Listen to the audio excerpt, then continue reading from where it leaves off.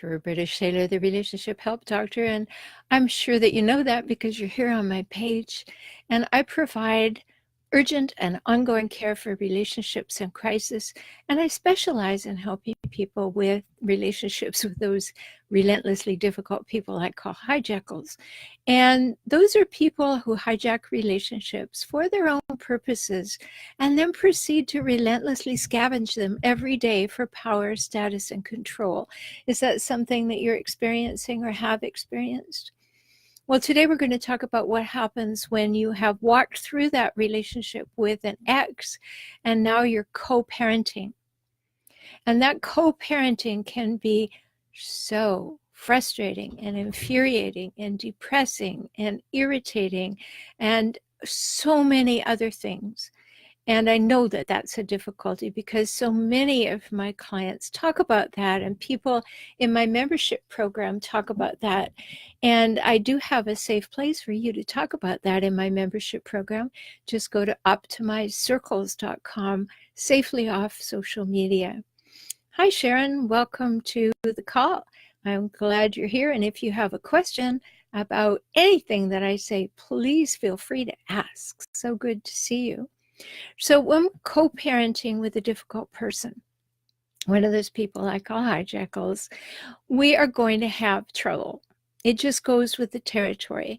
Hijackals don't like to lose. And to them, a divorce is losing their supply. They're losing you as a person to adore them and for them to have power over. They're losing time with their children to have power over them too. And it's very difficult to get your head around an important feature of hijackals, which is, sadly enough, but it is true, it's nothing that you did and nothing you can change. Hijackals have uses for you, not love to give you. And it will appear like love at the beginning because they're very good at mimicking love.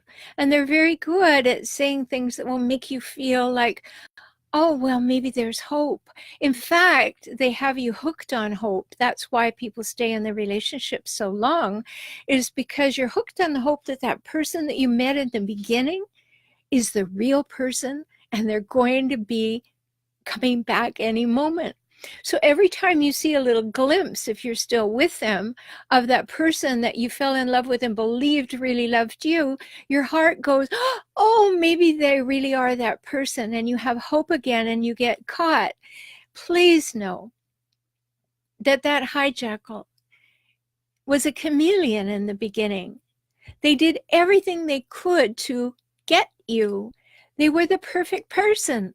They did everything to please you. They gave you the feeling that they were really listening and they knew you, that they knew everything you want, but they did that so they could make sure that they brought you into their lives. And yes, Sharon says co-parenting is hard from the step-parent perspective too. Absolutely, because there's going to be sabotage. Sabotage of the children, sabotage of the children's emotional nature, sabotage of your relationship. Oh, so many things. And if your partner was married to a hijackal, then hijackals are going to be a thorn in your side forever. And I did write a free ebook that you can get. I'm just putting it in the chat for you at hijackals.com. If you're even wondering if the person you have in mind is a hijackal, you can go and read that free ebook at hijackals.com. And so remembering that what is happening is something that you were responding to, you don't want to be reacting to. So you want to be able to get into a good context, into a good frame of mind to realize that what that person is doing has very little to do with you. It's all about the fact that they lost. They lost you as supply. They lost you as a person to do what they wanted you to do. They lost you as a person to abuse and have control and power and status over. And they're very angry about that. Very angry. Because they like to have as much supply around as possible. And so their children are also supply. And I'm sorry to say that, but it is true. Remember what I just said. Hijackals don't have much love to give you, but they have a lot of uses for you. And that includes your children. And that's the really sad thing, right? That they have this need to have this power over you, and that's all that matters to them. They have uses for you, uses to get more self-esteem, uses to be adored, uses to see you, to see them as powerful people worth pleasing. So when you get into a co-parenting relationship with a hijackal, or as Sharon mentioned, that you happen to be married to somebody who used to be married to a hijackal and now you're in a step-parent co-parenting relationship, there are going to be issues. And you have no doubt about that, because that's why you're here. You know that there are issues. So let's think about a few things. First of all, your task, not about the hijackal, but about the children, is to validate the children. No matter what the hijackal is doing, you want to first validate the children. And why? Well, hijackals only validate people, you or the children, for what you do to make them look and feel good. They're not going to validate you or the children for what you feel, what you think, what you need, what you want. They don't care. They only care about themselves. And yes, we can have compassion for people who were raised in situations that caused them to become hijackals, but we don't condone or enable their behaviors, because that is not what you're here to do. You're not here to be a doormat to a hijackal, right? So even in the co-parenting situation, you have to recognize that your first step is to validate the children for what they're thinking, feeling, needing, and wanting. Allow them to talk. Allow them to have those feelings. They could be angry at you, and you could say, I think you have a right to be angry. Let's do it in a way that is constructive and not name calling, but I want to know why you're angry. I want to talk with you about that.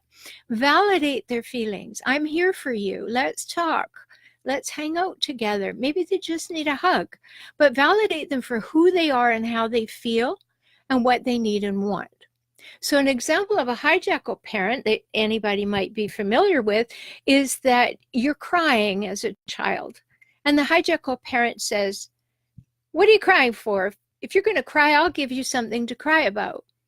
Now, notice how that is centric to the hijackal. I'll be the one who decides if you cry. I'll be the one who decides why you cry. And you have no other good reason to do it unless I condone it. You see how very destructive that is. And when you're a little person, that gets inside you. And you start thinking, no, how do I please this person? Because I need them to survive. And so it's very insidious. And if we don't look at it, and I've done lots of videos on this, to look at the lies you were told by a hijackal narcissistic parent about who you are, and they are lies. In fact, my last 2 live streams were on that very thing, how to recognize the lies and then how to undo the untrue messages. So my YouTube channel is For Relationship Help, FOR Relationship Help. So you can go and listen to those things. So, okay, we're in this situation where we're co-parenting. We're going to validate the children. We're going to focus on the children.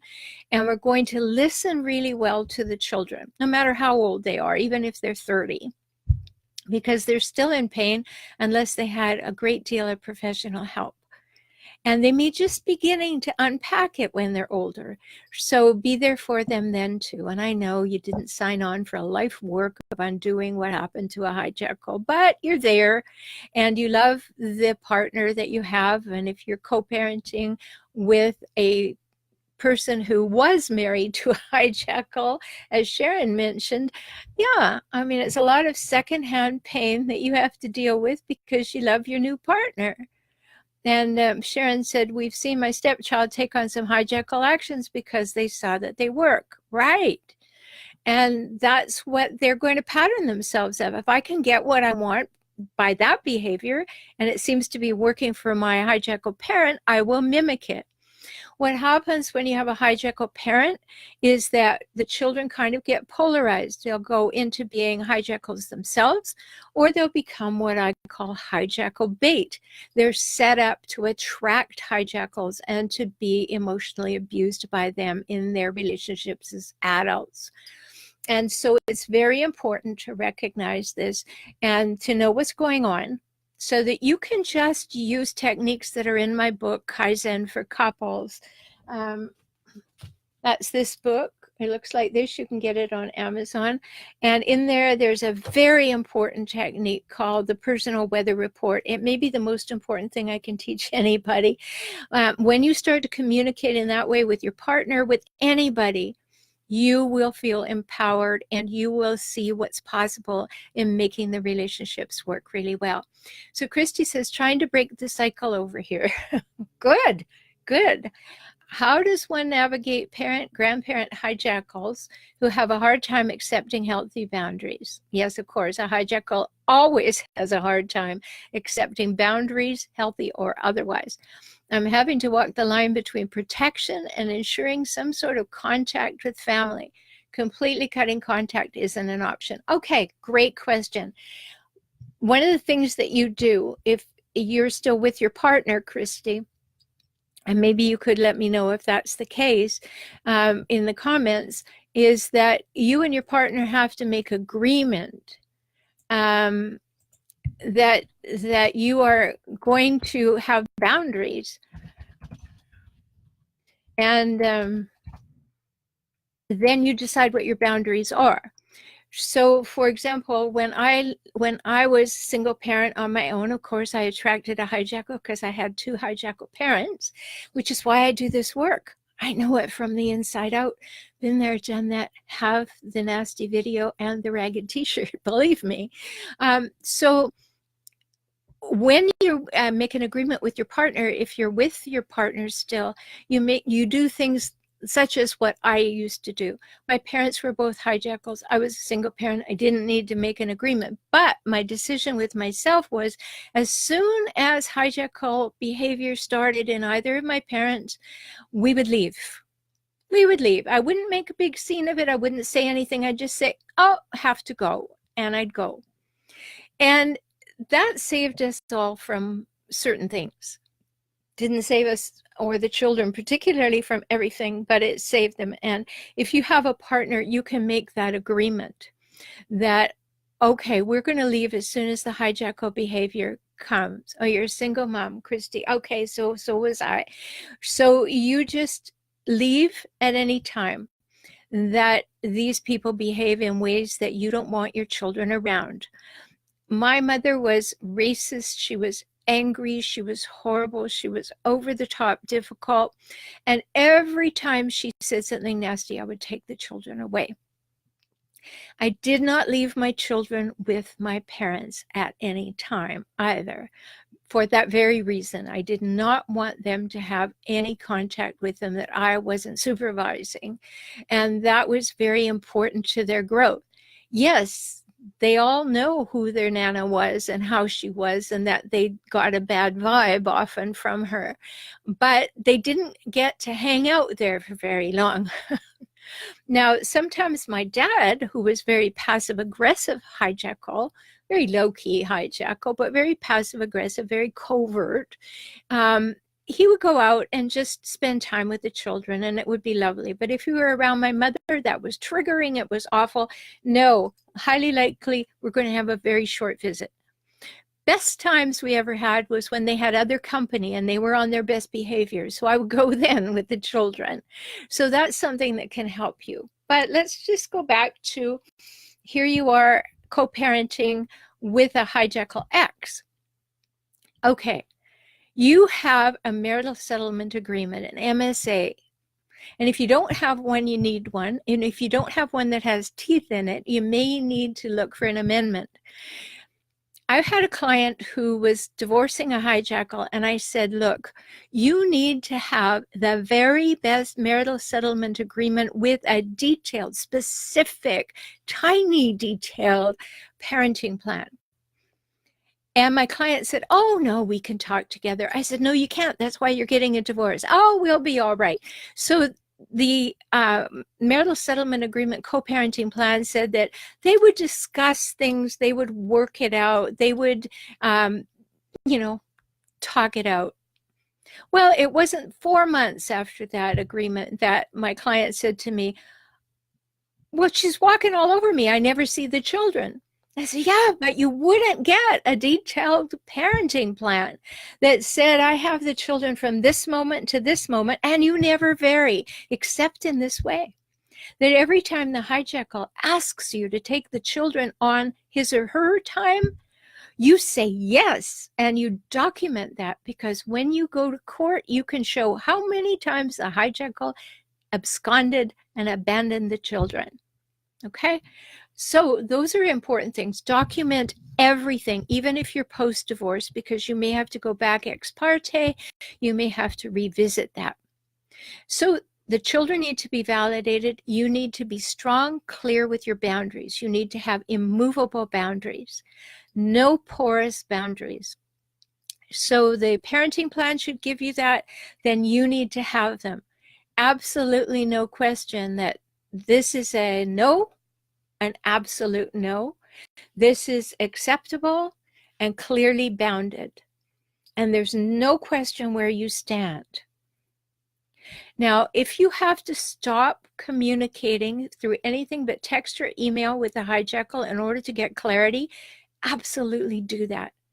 In fact, I prefer most of my clients, and I have clients in many parts of the world, I prefer them to only communicate with their hijackal partner who is co-parenting with them by text and email. Why? Because we have everything in writing. And they tend to forget that. And they will say and do things. And they don't really recognize what's going on because they always think they're the smartest person in any room.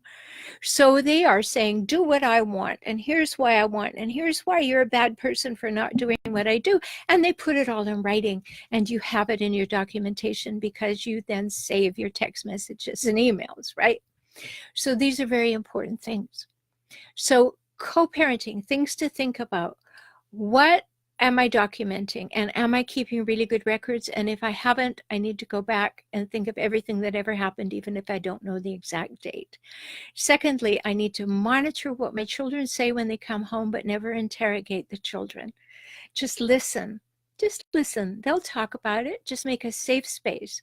And in regard to that, I suggest always creating something that many people don't. Creating gentle transition time. When the children come back from being with the hijackal parent, have low-key activities. You know, maybe be going out for a meal or have a meal ready, or maybe just color or hang out or go for a walk or be in the park. Low-key activities that allow the child to let down and get comfortable and know they're safe again. Because when they're with the hijackal, their shoulders go up to their earlobes and they become hypervigilant. So always give them time to transition, not bam into a new activity. Bam, we got to go to gymnastics, any of that stuff. No, we get time to integrate and be together. You get a time to relax, and so do I, and I can welcome you home. Very important. Make sure that you, oh, good. I'm not catching up with the comments. So, hi, Amanda, you're welcome for addressing this. How do I handle him using things to bully me to take away custody? Well, let me answer that first, and then I'll answer the rest of what you had to say. Hijackals will bully you into anything because they think they can. That's why you need airtight, court-approved and documented records, so that it is just simply, you don't get any knickers in a twist at all. You just say, no, I'm going to follow the court order. Yeah, that would be possible, but I'm going to follow the court order. And you just keep coming into that place. He can try and bully you into taking away custody, but if you have very good documentation down to the finest detail, and you go to court, you are going to be in a much better position. Now, when you go to court, a hijackal is going to lie. They're going to lie. They're going to manipulate. They're going to deceive. They're going to seduce the court. They're going to, be in such pain. They're going to cry. They're going to do anything they need to do in order to sway the court that they're not getting enough parenting time. And you're terrible. You're taking the children away. They'll go through all those histrionics. But you need to be factual, documented, and benign. No, this is what actually happened. This is why I want things to be very, very clear. Yes, please tell him or her that our court order reads this way and to stop continuously bullying me. So then Amanda went on to say, I'm in a very sticky situation. The things my lawyer are telling me to do seem like they are making it worse because I know how he acts to ego threats. Yes, you have to be very careful about choosing an attorney when you are negotiating with a hijackal. Most attorneys do not know about hijackal behavior. And when you ask them and you're interviewing them and you say, do you know about difficult people? Do you know about people who lie in court? What's your experience with all that? An attorney will usually say, of course I do. I'm an attorney. And you need to be very careful. I've done some videos and some podcasts on this kind of thing, and certainly go and look at them. You can find my podcasts anywhere you like to get your podcasts. The most important one for you is called Save Your Sanity from Hijackals and Toxic Relationships. So just Save Your Sanity. You'll find that in any podcast place. The other is called Emotional Savvy. And you'll find that I've talked about these things a lot because choosing an attorney is a big deal. Educating an attorney is a big deal. And staying on top of an attorney is a big deal. When I'm working with my clients, I take them from wherever they are, maybe even just recognizing they're with a hijackal, all the way through the court processes. Excuse me. And it's very important because people need to understand what's really going on. And you need to be able to stay sane and upright and aware and calm in communicating all that. So I'm not surprised, Amanda, to find that you have an attorney who doesn't understand. And know this about hijackals. They will fire attorneys until they get a hijackal attorney. Have you noticed that? So now you'll have two hijackals in court to fight against, and who will be fighting against you. So you particularly need a wise attorney. Many times with my clients, I end up actually working with the attorney and the client to plan the strategy because wise attorneys know they need outside consultants to make it successful, and therefore they learn as well. So I hope that's helpful, Amanda. It's important to know that. What if the transition happens at school? Perfect. Because then the child, and I always recommend that if your children are of school age, have the drop-off be at the beginning of school, have the pickup at the end of school. You have that wonderful space in between where the child is not interacting with either parent. The child gets to be in much better shape. Then you have that very relaxed transition I'm talking about. When they come to you, you have the low-key activity, you have the downtime, you have the reconnecting and integrating time, and then you go on with life. So he drops her off, you pick her up. Perfect. She's had all day at school, she's had friends, she's had interactions, she has lots of things to talk to you about, and then you can have that. Maybe you have, like one of my clients, we worked it out that when she picked the children up after school, she had two children. They each had a backpack, and she took those backpacks to pick them up at school. Then they took them to the park, and it had snacks in there and crafts and little things to do and balls and things to play with. She found that to be magical in the children starting to talk with her, the children starting to let down, not get into difficult situations, not to feel stressed.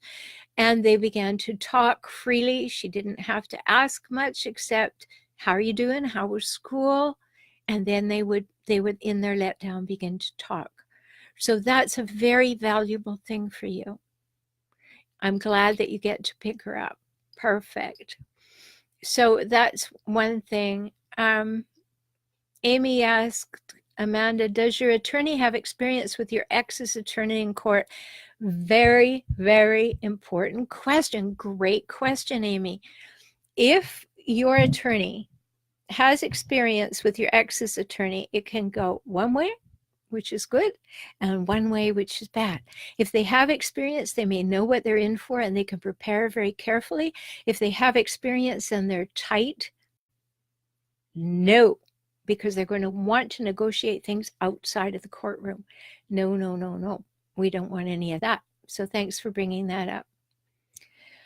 Okay, so Amanda says, but the situation is vaccines, and my lawyer has said I won't win in court, so I'm forced to do it, and he loves it and hasn't used it for 4 years, so now I have to do it. Okay, I'm not sure what it is. Is it the idea of vaccines? Vaccines are highly controversial. I'm forced to do it even with medical exemption. I won't win. He's using this to bully me and sent a letter to CPS because he wants custody. And I'm forced to choose between her health and my right to have her. Yes, that's a rock and a hard place situation, but there really is not a big question here. It's unfair that you have to decide, but one is a higher priority than the other, is it not? Isn't it more important to have your child and have the most possible custody and maybe also keep her from getting measles, which is a big deal right now? I mean, I understand both sides of the vaccine argument, but the thing is, you have to prioritize. And if you're going to make a fight over vaccines and have the opportunity to lose time with your daughter or lose custody or have your custody agreement changed, I've seen that happen in court. Courts don't have a lot of time. Courts don't work in videos, they work in snapshots. Like, what's up today in this minute while you're in front of me? That's what they make a decision on. They don't look at the whole history and who said what to whom and how long this has been going on and go in and do all the research and all. No, they work right there. So whichever lawyer is more persuasive and gets the job done faster is likely to win. So you need to be very clear on your priorities, Amanda. If it's more important to have your daughter with you and you want to optimize that time, then make that the priority. I know that sounds harsh, and I know it is forcing you to choose between her health and your right to have her, and it's not fair, but it's still a reality. You're going to have to choose which is your priority. And so that's an issue. So these are a few things that you need to think about when you're co-parenting, and there are so many more. So that's why next week, Monday, April 15th, 2019, my live stream, Help for Toxic Relationships, 6 o'clock Pacific time, is going to be on co-parenting and how you need to think about it and what you need to think through and to answer some further questions. So I hope you'll join me. Please invite your friends too. Invite anybody that you know that's co-parenting and having difficulty with it. This will be a really good episode for them and a good one for you too. So go to YouTube right now and subscribe. That's youtube.com/for FOR relationship help, and just subscribe. And when you subscribe an hour before my live stream, you'll get an email notice. That way you won't miss it.